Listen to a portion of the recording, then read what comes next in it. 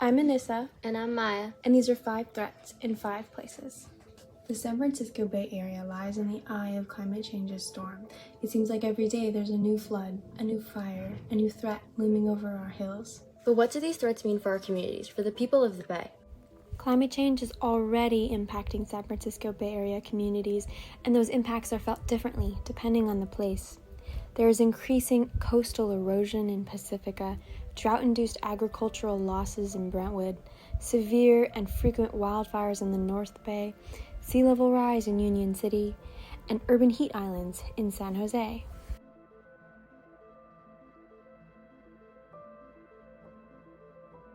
Let's start our tour of regional climate change in Pacifica, where residents are worried about coastal erosion. Rising sea levels and powerful waves are eating away at the California coast. The cliffs in Pacifica are among those crumbling the fastest. Some have eroded more than 16 feet per year. This is highlighted in the Scripps Institute of Oceanography map of coastal erosion. Liz Juvera, a local environmental planner, said that Pacifica is the poster child for coastal erosion. She has watched feet of land erode off her own backyard. She grew up playing on the edge of a cliff. Homeowners are building walls and fences around their homes, piling sandbags on their driveways. Bob Batilio, a coastal engineer in Pacifica, described how locals have even installed storm shutters over their windows and tried to relocate their homes as the sands below them are washed away. Despite the ocean's relentless advance, Pacifica residents struggle with the idea of abandoning their homes. These are the places they were raised in, the places they raised their children. Pacifica is not alone as Californians up and down the state's 840-mile-long coast consider how rising seas and more rapid rainfall will affect coastal erosion rates. Fortifying eroding areas is often expensive and temporary. In Pacifica's case, the city is working with local communities to address the future of the town. While sea level rise is a global problem, local responses need to fit local needs. And so Pacifica is starting its resilience planning by working with local residents and getting their public opinion on what they think the coast should look like as they prepare for rising tides. Over in the East Bay community of Brentwood, residents and small business owners are battling a different kind of climate change impact: drought. Rising temperatures and shrinking water supplies put California agriculture at risk. California is home to over 80,000 farms and ranches. As the largest and most diverse agriculture industry in the world, California is the country's leading producer of vegetables, fruits, nuts, milk, even butter and cheese. From 1984 to 2010, California lost 1 million acres of agricultural land according to the California Department of Food and Agriculture. We're on track to lose another million acres by 2030. Extreme heat and a lack of water are degrading soils in California, putting the farming town of Brentwood at risk. As soils and vegetation store carbon, this is not only impacting food production, but also emits carbon dioxide into the environment, exacerbating climate change. Despite the decades of drought, the winter of 2022 brought enough rain to officially consider the Bay Area drought-free. While this may feel like a victory, climate change brings more torrential rains and scorching temperatures. While this winter was unprecedentedly wet, we can expect the drought to come back with fury. While Californians respond to drought by letting lawns go brown and recycling and conserving water, others are taking the initiative. Brentwood local and owner of Perez Nursery and Landscaping, Irma Zepeda-Perez, says that she has adapted to climate change by changing her inventory to 75% drought-tolerant plants. She said because of the drought, people are planting California native grasses again, which are more tolerant to extreme weather than the invasive and European species. In the face of climate change, indigenous plants and ways of living may illuminate a path for resilience. Moving to the North Bay, it's not uncommon anymore for wildfires to wake up locals in the dead of night. California is experiencing an increase in both the frequency and severity of wildfires. More extreme drought, heat, and strong winds are making fires worse. Fire season suddenly seems to last forever. Over the past few years, record-breaking wildfires in Sonoma County have turned local parks and communities into battlegrounds. The annual acreage burned in California has drastically increased every year. In October of 2017, gale force winds turned over 15 wildfires into infernos that blazed throughout Sonoma and the North Bay. Those same winds, blowing at 90 miles per hour, turned a small fire in Tubbs Lane in Napa County into a scorching blaze.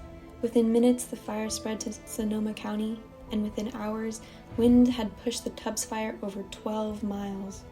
Almost 200,000 residents were evacuated in the dead of night. Since then, California agencies and power companies are prioritizing fire prevention and climate resilience measures, ranging from underground power lines to clearing forest overgrowth. Amber Manfree, a North Bay local, describes how members of the community have begun raising goats on their property to clear the overgrowth. Another strategy utilizes the knowledge of local indigenous people, the practice of prescribed burns. This intentional use of fire clears away any dry vegetation or dead wood that could be fuel for the wildfires. Indigenous communities in California have used fire for thousands of years to manage their landscapes and to control their wildfires. Today, state, federal, and local agencies are partnering with the tribes to reintroduce the practice of prescribed cultural burns. Moving from wine country to the urban bayshore, local residents are more concerned about flooding than fires. In Union City, shoreline communities are surrounded by landfills and toxic sites left behind by industry and shipyards. Sea level rise will amplify the contamination risk from these toxic sites. Looking at the environmental group Baykeeper's map of the toxic hotspots around the bay, you can see that as sea level rises, flooding will reach more and more of these hotspots, releasing contaminants into surroundings. Alongside these sites stand wastewater treatment plants. These plants need to be close to the shore so that they can discharge treated wastewater directly into the bay. While convenient historically, these shoreline plants are now more vulnerable to flooding as both sea level and groundwater rise. Josie Miclat, member of the Filipino community in Union City, lives 5 minutes away from a wastewater treatment plant and 4 minutes away from Turk Island, a former landfill. She worries what will happen as sea level rises, worries about raw sewage or toxic waste flooding her home.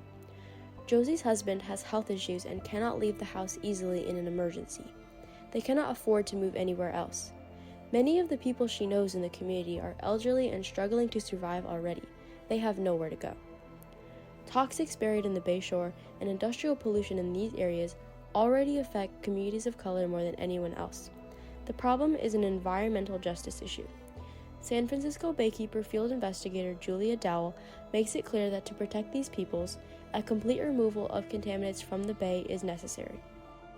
In the face of future flooding that could spread hazardous materials around the bay and also kill fish and wildlife, activists say that removal is now more urgent than ever.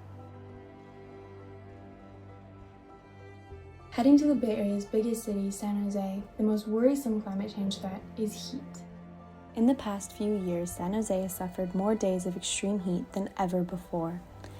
Urban areas experience higher temperatures due to both the large amount of heat-absorbing surfaces like dark pavement and the absence of vegetation, which provides shading. This phenomenon is known as an urban heat island. A city like San Jose can be 7 degrees hotter than nearby rural areas. In these maps, you can see how San Jose's urban landscape corresponds to higher temperatures. The heat effects in San Jose are felt most strongly in Latinx communities, where streets and backyards are more likely to lack cooling trees.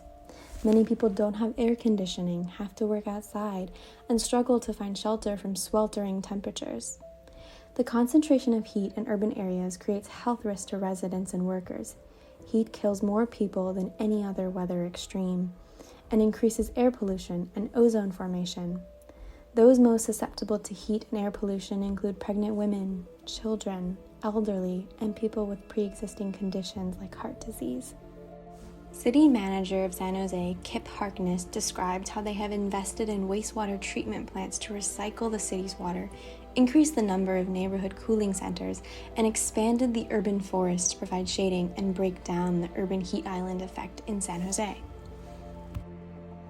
As cities throughout California develop more strategies to keep people safe from heat waves and prolonged drought, San Jose is proving itself resilient. After visiting these 5 places, we can see that the Bay Area is battling to be more climate resilient. While climate change threatens our diverse ecosystems and communities, these examples show ways in which we're trying to adapt. And how the depth of local knowledge, both from tribes and activists, may yet help us become better stewards of our homelands and our planet. I'm Maya Foster, And I'm Anissa Foster, master's student at Stanford University, and this has been a Climate Change Explainer for Knee Deep Times. Thank you.